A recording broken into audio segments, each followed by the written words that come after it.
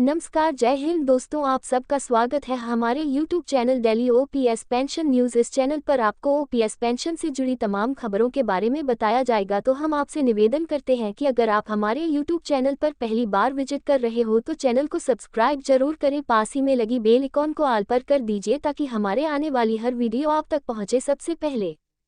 Old pension, पुरानी pension पर अब चौथी रैली की तैयारी। क्या द 10 दिसंबर से पहले ऑप्स पर मानेगी सरकार ओल्ड पेंशन? द 10 अगस्त को नई दिल्ली के रामलीला मैदान केंद्रीय कर्मियों ने एक विशाल रैली आयोजित की थी। इसमें राज्य सरकार के कर्मियों ने भी हिस्सा लिया था। कर्मचारियों ने बिना गारंटी वाली एनपीएस योजना को खत्म कर ओपीएस को उसके मूल रूप में लागू करने की मांग की थी।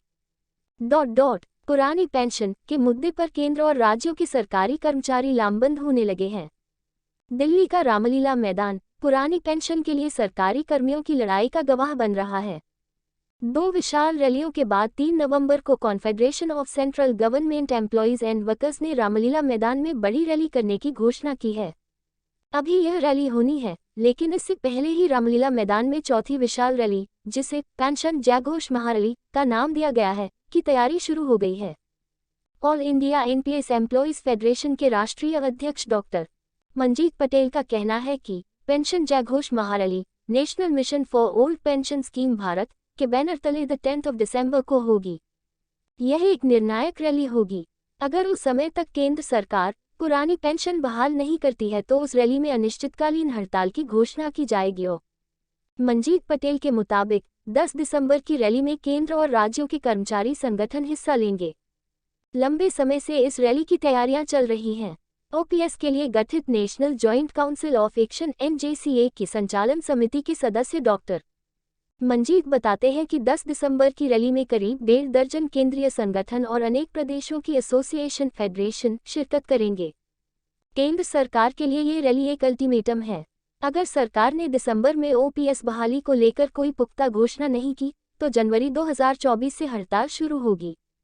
केंद्र सरकार की तरफ से जुलाई में all India NPS employees federation से सुझाव मांगे गए थे। सरकार को लिखित में सुझाव दिए गए। उसके बाद सरकार की तरफ से कुछ नहीं बताया गया। स्टाफ साइड की राष्ट्रीय परिषद JCM के सचिव शिवगोपाल मिश्रा की तरफ से भी सरकार को सुझाव दिए गए हैं।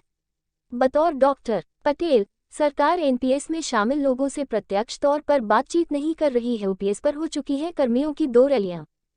केंद्र और राज्यों के कर्मचारी संगठनों ने सरकार को स्पष्ट तौर से बता दिया है कि उन्हें बिना गारंटी वाली एनपीएस योजना को खत्म करने और परिभाषित एवं गारंटी वाली पुरानी पेंशन योजना की बहाली से कम कुछ भी मंजूर नहीं है।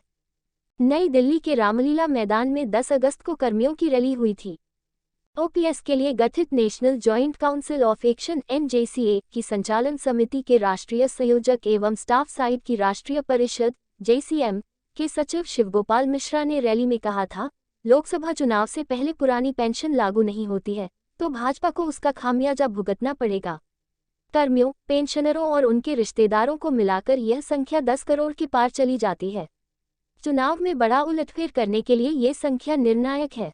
पेंशन शंखनाद महारैली में जुटे थे लाखों कर्मी। 1 अक्टूबर को रामलीला मैदान में ही पेंशन शंखनाद महारैली आयोजित की गई। इसका आयोजन national movement for old pension scheme NMOPS के बैनर तले हुआ था। NMOPS के अध्यक्ष विजय कुमार बंधु ने कहा था, पुरानी पेंशन कर्मियों का अधिकार है, वे इसे लेकर ही रहेंगे। दोनों ही रैलियों में केंद्र एवं राज्य सरकारों के लाखों कर्मियों ने भाग लिया था।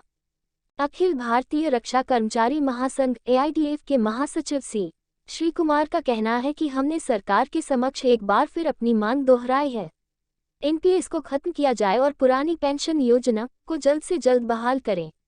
अगर सरकार नहीं मानती है तो देश में कलम छोड़ हड़ताल होगी, रेल के पहिए रोक दिए जाएंगे। अब विपक्ष की तरफ से कर्मियों को